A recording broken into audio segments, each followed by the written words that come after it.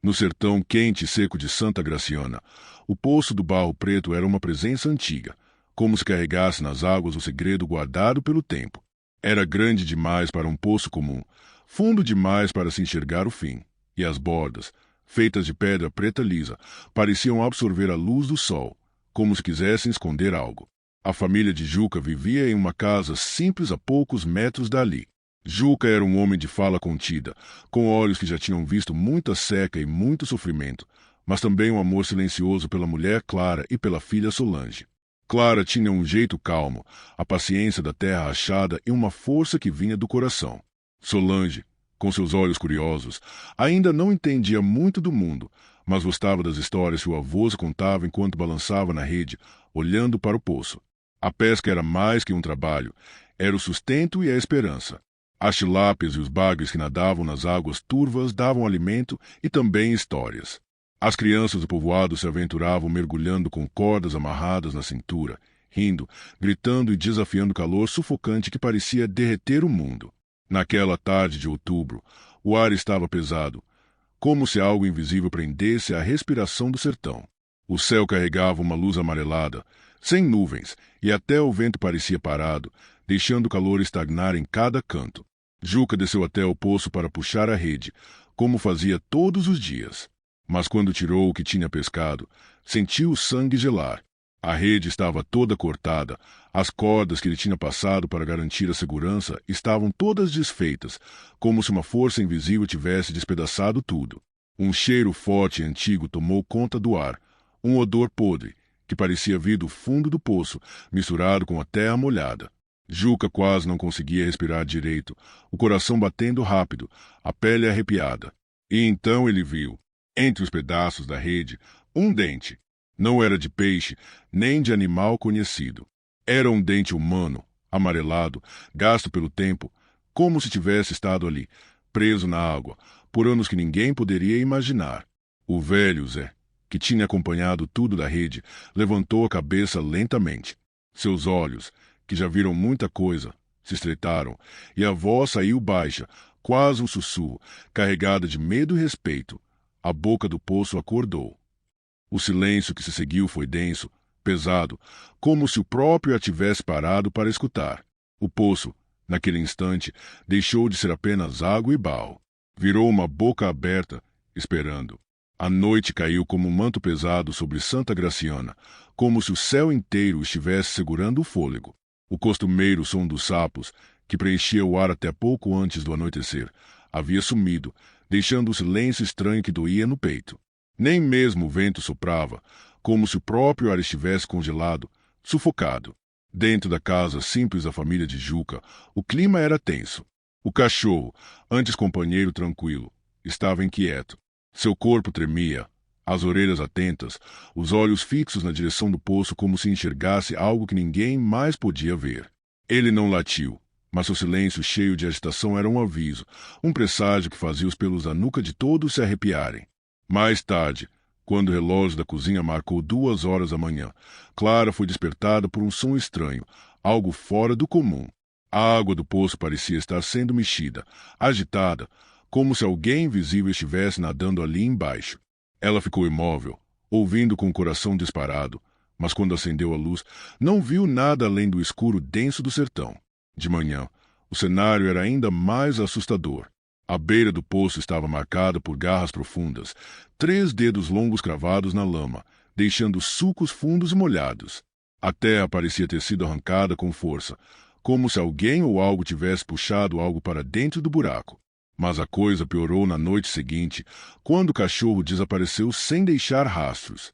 Juca saiu desesperado pela região e encontrou colado com preso numa pedra próxima ao poço, encharcado de um líquido grosso e escuro, que parecia mais denso do que lama, quase como se fosse vivo, grudando na pele. Perto dali, o chão trazia pegadas que não pertenciam a nenhum bicho conhecido. Entre os dedos, membranas finas como de peixe, dando aquelas marcas uma forma estranha, meio humana, meio criatura do fundo. Velho Zé, que já não dormia há dias, passava a noite em vigília, acendendo velas brancas, espalhando sal no chão da casa e murmurando rezas antigas que pareciam ter sido esquecidas pelo tempo. Suas palavras tinham peso, carregadas de medo e respeito. Esse poço não é só água, é fome, é dente. Foi selado pelos antigos para prender algo que não devia voltar. O ar dentro da casa estava pesado, quase sufocante, e cada sombra parecia se mover com intenções próprias. O medo crescia, e a sensação de que a escuridão escondia olhos que os observavam deixava corações apertados, esperando o que viria a seguir. Quando a noite caiu sobre Santa Graciana, parecia que o mundo inteiro segurava a respiração. O céu escureceu rápido, e o silêncio tomou conta, como se algo invisível tivesse calado o sertão. Não havia o coachar dos sapos, nem o farfalhar das folhas, nem sequer o sussurro do vento. Tudo parecia parado, congelado em um instante de tensão. Dentro da casa simples onde vivia a família de Juca, o ar estava pesado. A sombra da noite parecia mais densa, como se pendurasse sob eles como uma nuvem prestes a cair. O cachorro, que até então fora companhia fiel e tranquila, começou a agir estranho. Seus olhos brilhavam na escuridão, focados no poço que ficava a poucos metros dali. Ele não latiu, mas seu corpo inteiro tremia, as patas se encolhiam e ele recuava lentamente, como se pressentisse algo horrível. Por volta das 2 da manhã, Clara acordou assustada. Um som estranho vinha do lado de fora. A água do poço parecia se mover sozinha, agitando-se com uma força que não deveria existir. Era como se uma presença invisível estivesse lá, mexendo, brincando ou talvez preparando algo. Clara ficou parada, ouvindo barulho abafado e incomum, o coração acelerado, o suor frio escorrendo pelas costas. Ela chamou Juca, mas ele ainda dormia, inconsciente do que estava prestes a acontecer. O silêncio voltou, pesado, e aos poucos o som da água cessou. Quando o sol finalmente apareceu no céu, as marcas na lama à beira do poço eram evidentes e terríveis. 3 garras profundas, compridas e afiadas, rasgavam o chão úmido, como se algo enorme e monstruoso tivesse tentado puxar algo para dentro daquele abismo sem fim. A terra estava revirada, a vegetação próxima amassada, como se uma força gigantesca tivesse passado por ali. A noite seguinte trouxe o pior. O cachorro desapareceu, sem deixar pistas. Juca saiu desesperado, chamando pelo nome do animal, vasculhando cada canto do povoado. Na beirada do poço, encontrou o colar do bicho enroscado numa pedra, molhado e coberto por um líquido denso e escuro, quase sólido, que parecia absorver a luz ao redor. No chão, perto dali, pegadas estranhas, diferentes de qualquer coisa conhecida. Eram marcas com membranas entre os dedos, como se aquele ser fosse uma mistura estranha entre homem e peixe, criatura de água e terra. O medo apertava o peito de Juca, como se ele próprio fosse próximo. Velho Zé já não conseguia dormir. Passava as noites acendendo velas de cera branca, espalhando sal grosso ao redor da casa, entoando rezas antigas, palavras, quase esquecidas que pareciam chamar forças para manter a escuridão longe. Seus olhos, antes cansados, agora estavam vivos, vigilantes, como se vissem o invisível. Esse poço não é água, é fome, é dente. Foi selado pelos antigos para prender uma coisa que não devia acordar, dizia ele, a voz carregada de uma mistura de medo e respeito. A casa inteira parecia envolta numa névoa invisível, o ar pesado e sufocante. As sombras ganhavam vida própria, e o silêncio não era mais paz, mas ameaça. O tempo parecia se arrastar, como se cada segundo fosse uma eternidade de tensão e espera. O medo já não era mais só um sentimento. Era presença, uma coisa real que apertava o peito e fazia o sangue gelar. O silêncio que envolvia Santa Graciana parecia um manto pesado demais para ser suportado. As noites estavam mais escuras, mais longas, como se a própria sombra tivesse ganhado vida e dominasse tudo ao redor. Solange, a pequena menina de olhos curiosos, começou a mudar. Primeiro, falava sozinha, sussurrando palavras que ninguém entendia, encarando o poço como se ouvisse vozes que só ela podia ouvir. Ela dizia que a água chamava, imitando a voz da mãe, convidando para brincar, para entrar naquele mundo escuro e profundo. Era estranho ver a menina, normalmente alegre, ficar parada, absorta, os olhos brilhando numa mistura de medo e fascinação. Numa tarde, enquanto o sol começava a se pôr, Solange caminhou lentamente em direção ao poço, como se estivesse hipnotizada. Só não caiu porque o velho, Com um esforço inesperado, agarrou seu braço e gritou um nome que parecia vir de muito longe: Caurâmiro. A palavra teve um peso estranho no ar, como se fosse um feitiço capaz de afastar o que quer que estivesse tentando puxá-la. Mas aquela noite trouxe algo ainda mais terrível. Juca, cansado e inquieto, ficou de vigia perto do poço, lanternas em mãos, olhos fixos na superfície da água que parecia viva, ondulando sem vento. Às 3 da manhã, algo começou a emergir. Não era um monstro comum. Era como se a lama e a água se tivessem unido numa forma escura e amorfa, tomando vida própria. Olhos amarelos e fundos brilhavam com uma luz doentia, cheios de uma tristeza antiga e uma raiva que parecia ferver sob a superfície. A boca, larga e distorcida, abria-se de um lado ao outro da cabeça, sem dentes, mas com tentáculos que se moviam lentamente, explorando o ar, procurando por algo. Carne, vida. A coisa não subia totalmente. Parecia um pedaço do próprio poço que ganhará vida, como se o poço estivesse se transformando nela, se tornando essa criatura. Juca sentiu o medo mais puro que já conhecera. Seu corpo congelou por um instante antes que ele conseguisse dar meia volta e correr, sabendo que agora estava marcado, escolhido. A boca do poço não havia só acordado, ela o havia visto. Os dias que seguiram foram um pesadelo lento, uma prisão onde o desespero e a esperança se misturavam numa dança cruel que parecia nunca ter fim. Clara, aquela mulher que sempre foi a rocha silenciosa da família, desapareceu sem deixar vestígios enquanto buscava água na fonte próxima ao poço.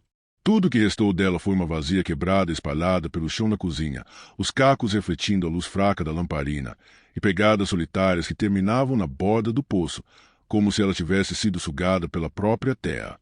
Juca sentia o peito apertado por uma dor que não se podia explicar. A angústia o consumia, e a raiva fazia suas mãos tremerem enquanto ele lutava contra o medo que tentava paralisar seus passos. Com o pouco que tinha, armadilhas foram montadas ao redor do poço, cercas improvisadas foram erguidas com pedaços de madeira e arames velhos. Era uma batalha desigual, mas ele precisava tentar. Em um ato desesperado, uma chama de fogo tomou conta de sua mente. Se não podia matar o que estava lá embaixo, talvez pudesse queimar o próprio poço. Jogou gasolina na água turva, tentando atear fogo. Mas o que aconteceu foi pior do que ele poderia imaginar. O poço não pegou fogo.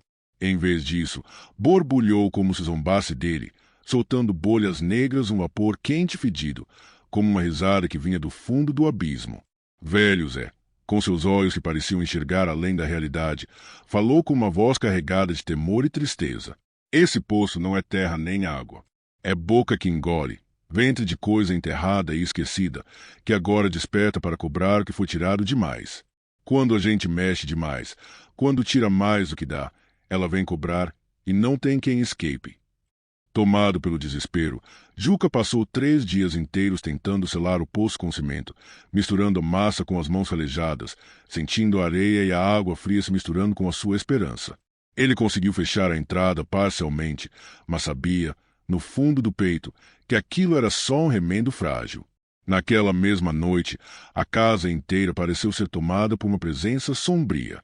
Barulhos começaram a ecoar, baixos contínuos, como se algo se movesse por dentro das paredes. A água brotou pelas rachaduras no chão da cozinha, invadindo lentamente os espaços com um cheiro úmido, mofado e podre, como se o próprio poço estivesse reclamando seu território. O lodo se espalhou, impregnando cada canto da casa, um cheiro de morte e esquecimento que parecia se agarrar à pele e à alma. O ar ficou denso, pesado, quase sufocante, como se cada respiração fosse um esforço para continuar vivo. As sombras dançavam nas paredes, mudavam de forma, criando figuras que pareciam observar cada movimento, cada pensamento. O medo não era mais só um sentimento, era uma presença real, um peso invisível que apertava o peito e esmagava a mente. Juca, Clara, Solange e até o velho já foram consumidos por essa angústia crescente, vivendo em um limiar entre a realidade e o terror, entre a esperança e o desespero, sabendo que o poço nunca os deixaria em paz. O poço não aceitava ser esquecido novamente. A boca do poço não se fechava. Ela esperava. A noite era densa, carregada de um silêncio pesado que fazia cada som parecer um grito no escuro. Juca vestiu as roupas do pai, como uma armadura que lhe dava forças, e pegou a velha rede, a lamparina trêmula na mão e o dente amarelado que encontrara meses antes, guardado como uma lembrança terrível. Com passos firmes, mas o coração batendo descompassado, ele desceu até a borda do poço do barro preto. O ar estava frio demais para aquele ser tão quente, e a água parecia imóvel, como se estivesse esperando, estudando cada movimento. Juca lançou a rede com cuidado, sentindo o peso da noite ao redor, a sensação de que algo observava debaixo da superfície. Esperou, imóvel, os olhos fixos na escuridão líquida. E então, quando puxou, sentiu um peso enorme, uma força que parecia querer arrastá-lo para o fundo junto com o que quer que estivesse preso na água. Quando que ele puxou finalmente surgiu à superfície, o choque foi maior que qualquer coisa que ele poderia imaginar. Era Clara, mas não a Clara que conhecia. Os olhos dela estavam brancos, sem vida, e a pele tinha uma textura estranha, escorregadia, como se fosse feita de algo que não fosse carne. Ela abriu a boca, mas não gritou. Um jorro de água saiu, fria e implacável. E atrás dela, no fundo escuro do poço, vários olhos brilhavam, muitos olhos, refletindo uma fome antiga e insaciável. Uma boca circular, enorme, girava como um moinho, pronta para engolir qualquer coisa que ousasse chegar perto. Juca sorriu, um sorriso triste e decidido. Então é isso que você quer. E sem pensar, pulou. O poço engoliu tudo. O silêncio voltou, pesado e completo. O poço do barro preto está cercado hoje, com cercas enferrujadas e placas alertando para que ninguém se aproxime. Mas quem passa perto, quando a noite cai, jura ouvir sons vindos da água. Um som como de anzóis sendo puxados, a água mexendo, uma espera eterna. A boca do poço nunca fecha. Ela só espera. Se curtiu essa aventura na boca do poço, não esquece de deixar seu like, compartilhar com os amigos e comentar o que achou. Sua opinião é muito importante. Fica ligado porque a próxima história já está chegando e promete ser ainda mais assustadora. Se prepara que a história 2 vai começar já já.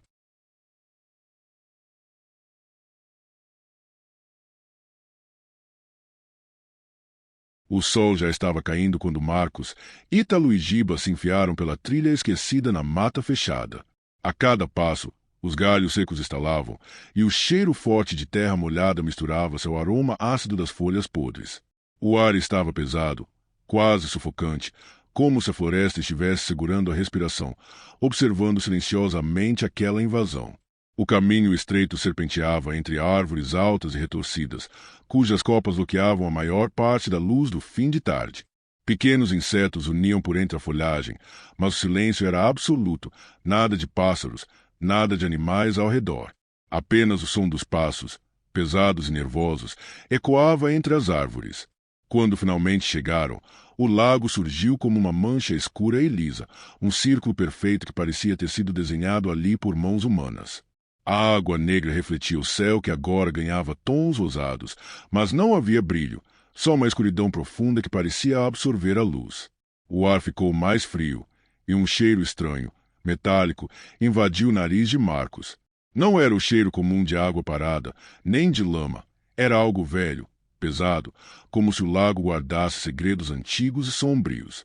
Enquanto montavam o acampamento, Giba não conseguia tirar os olhos da água.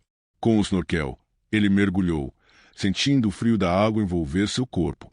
Lá embaixo, o silêncio era opressor, e o lago parecia mais fundo do que deveriam imaginar.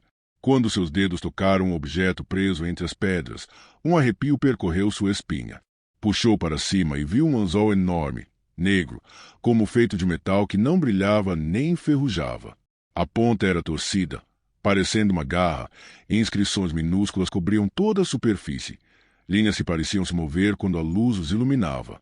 Ele colocou o anzol na margem, rindo, mas o sorriso se desfez quando pequenas bolhas começaram a subir lentamente da água. Como se algo estivesse despertando de um sono profundo, respirando sob o lodo escuro do fundo. Marcos e Ítalo trocaram olhares tensos, sentindo um calafrio que não tinha a ver só com o frio da água. O lago que haviam vindo pescar parecia, agora, observá-los de volta. A noite caiu pesada e silenciosa, como se a própria floresta segurasse o fôlego, esperando pelo que estava por vir. O brilho fraco da fogueira mal iluminava os rostos tensos de Marcos, Ítalo e Giba, cujos olhos não paravam de se voltar para o Lago Negro, calmo demais para ser apenas água parada. O ar estava gelado, carregado de umidade, e o cheiro metálico do lago parecia ainda mais forte, quase palpável, como uma presença invisível que rondava o acampamento.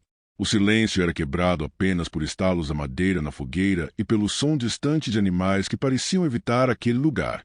Quando a conversa morreu, um som estranho emergiu do lago, um ruído profundo, abafado, que parecia vir das profundezas, reverberando no ar como um sussurro carregado de ameaça. A superfície da água vibrava levemente, criando ondulações suaves que logo se transformaram em pequenas bolhas surgindo do nada. Ítalo sugeriu que devolvessem o anzol. Um pressentimento pesado rondava seus pensamentos. Marcos hesitou. O objeto estranho ainda brilhava no chão entre eles, e Giba, sempre impulsivo, recusou com uma risada nervosa, querendo desafiar o medo. Mas o lago não parecia gostar da brincadeira. Mais tarde, no meio da madrugada, o som voltou, dessa vez mais alto e mais próximo. Algo batia contra o casco do barco preso na margem. Um som áspero, como gás raspando madeira, que gelou o sangue dos três amigos. Marcos foi o primeiro a notar pegadas saindo da água. Mas não eram pegadas comuns. Elas tinham a forma de cascos divididos, com marcas longas e retorcidas no centro, como se fossem arrastadas para trás. E na ponta de cada pegada havia um rastro viscoso, negro e brilhante, que parecia não secar, nem com o sol que começava a despontar. O medo cresceu entre eles, pesado e sufocante, como uma sombra que lentamente se aproximava para engolir suas certezas. A noite parecia não acabar, espessa como um manto que se grudava na pele e sugava o pouco ar que restava. Ítalo acordou no meio do sono, o corpo pesado, o peito latejando com uma dor fina e aguda. Sua mão trêmula tocou a pele exposta e sentiu as 3 marcas vermelhas, paralelas, frescas como se tivessem sido feitas segundos atrás. Um arrepio percorreu sua espinha ao notar o pequeno rasgo na lona da barraca, invisível no escuro, como se uma presença silenciosa tivesse entrado e saído sem se fazer notar. Do lado de fora, Giba, que sempre foi o mais descolado do grupo, começava a sentir que algo não estava certo. Seus olhos ardiam enquanto tentava fitar as sombras na beira do lago, mas as imagens pareciam se mexer e se desfazer a cada piscada, como se a própria escuridão brincasse com ele. Vultos altos e finos surgiam entre as árvores, às vezes quase humanos, outras vezes distorcidos, como se fossem feitos de lama e água. Um deles estava parado na água até os ombros, imóvel, observando, como um pescador que espera a isca certa para fisgar sua presa. Enquanto isso, Marcos se debatia entre o sono e o medo. Vozes guturais, distorcidas e sombrias, infiltravam-se em sua mente. Chamavam seus nomes, quebrando o silêncio com um eco aterrador, como se a própria floresta estivesse sussurrando seu tormento. A pressão no peito aumentava, como se algo invisível apertasse seus pulmões, tirando o ar aos poucos. No desespero de escapar daquele pesadelo, decidiram que era hora de partir. Mas ao chegarem até o barco, o que encontraram fez seus corações congelarem. O velho barco estava destruído, pedaços de madeira espalhados, como se uma força invisível tivesse esmagado cada parte com uma fúria brutal. No meio da margem, um sinal macabro, o anzol negro, fincado na terra com a ponta apontada para o céu, como um aviso sinistro. Um silêncio pesado pairava no ar, cheio de significado, como se o lago tivesse marcado território, dizendo que ali ninguém mais poderia escapar. Ninguém sabia quem havia cravado o anzol ali, nem com que intenção. O medo se tornou uma presença constante, algo que os 3 carregariam para sempre. Os primeiros raios de sol mal conseguiam penetrar a névoa densa que se levantava sobre o lago naquela manhã. O ar parecia mais frio e pesado, como se o próprio ambiente tivesse absorvido a tensão da noite anterior. Marcos e Giba acordaram com um vazio desconcertante. Ítalo simplesmente não estava mais ali. A busca desesperada começou assim que perceberam a ausência do amigo. Eles caminharam pela margem, chamando seu nome em vão. Foi Giba quem primeiro avistou algo flutuando na superfície do lago. A camisa de Ítalo, molhada e esfarrapada, balançando levemente, entregue ao capricho das ondas silenciosas. Mas não era só isso. Perto dali, preso à beirada da água, um anzol comum descansava, como se alguém, ou algo, estivesse pescando sozinho naquela manhã. A presença invisível no lago parecia brincar com eles, usando a isca para atrair mais. Giba começou a mudar. Seus olhos se enchiam de um brilho estranho, e ele não parava de falar sobre uma sensação horrível, como se tivesse um anzol dentro da carne, algo crescendo e querendo nascer dele. Sua sanidade começou a ruir. Num momento de desespero, ele rasgou a própria barriga com um canivete, gritando que precisava se libertar da coisa que o possuía. Marcos e os poucos que restaram precisaram segurá-lo com força para evitar que se machucasse ainda mais. Marcos, tomado pelo medo e pela vontade de acabar com aquilo, tentou destruir o anzol negro que trouxeram do lago. Mas o metal era inexplicavelmente resistente. Nem o machado, nem pedras conseguiam trincá-lo. E a cada golpe desferido, a água do lago borbulhava mais violentamente, como se a criatura estivesse ficando mais irritada e próxima de emergir. Então, finalmente, a coisa saiu. Um braço fino, quase transparente, com membranas entre os dedos, deslizou para fora da água, seguido por um torso magro, coberto de limo e ossos que pareciam brilhar na penumbra. Seu rosto não tinha olhos, apenas uma boca longa e curva, cheia de espinhos que pulsavam com uma vida própria. Ela não andava, mas se movia deslizando sobre a terra molhada, parecendo uma extensão do próprio lago. Marcos não hesitou. Correu, levando consigo o medo que carregaria para sempre. O mundo de Marcos parecia ter desmoronado junto com o lago negro que deixará para trás. O casebre onde agora vivia era isolado, rodeado por árvores retorcidas que sussurravam segredos antigos com o vento. A solidão era uma companhia constante, pesada e fria, igual ao medo que ele carregava dentro do peito. Cada som da floresta parecia um chamado, cada sombra projetada pelas folhas dançantes fazia olhar para trás, esperando ver algo que nunca queria encontrar. Ele evitava rios, lagoas, qualquer lugar com água. Até mesmo o cheiro de peixe fazia sentir náuseas, lembrança viva daquilo que escapara por pouco. As noites eram as piores. Marcos mergulhava em sonhos que não conseguia controlar, onde a água negra o envolvia como um manto pesado e a criatura sem olhos deslizava perto dele, sussurrando promessas sombrias, ameaças veladas. Ele acordava com o coração acelerado. A sensação de que algo o observava mesmo quando estava acordado não o deixava em paz. Ele sabia que não tinha enfrentado um monstro comum. O anzol negro, o lago e a criatura eram uma presença antiga, um eco de algo que existia muito antes da humanidade, uma força ancestral que dormia sob o solo, escondida no esquecimento. E agora, essa força estava acordada, e sua maldade era infinita. O anzol negro nunca foi encontrado depois daquela noite. Muitos que conheciam a lenda evitavam se aproximar do lago, mas quem passava perto, especialmente nas noites sem lua, jurava ouvir o som do anzol batendo contra as pedras no fundo da água, um estalo frio e constante que fazia o ar gelar. Às vezes, uma linha parecia se lançar sozinha na superfície escura, cortando a água como se alguém invisível segurasse a vara de pescar. E quando olhavam para o lago, se perguntavam: quem é que está pescando? Se você gostou do vídeo, não se esqueça de se inscrever e deixar o seu like. Sinta-se à vontade para dar novas sugestões e deixar algum relato ou história sombria nos comentários. Até a próxima!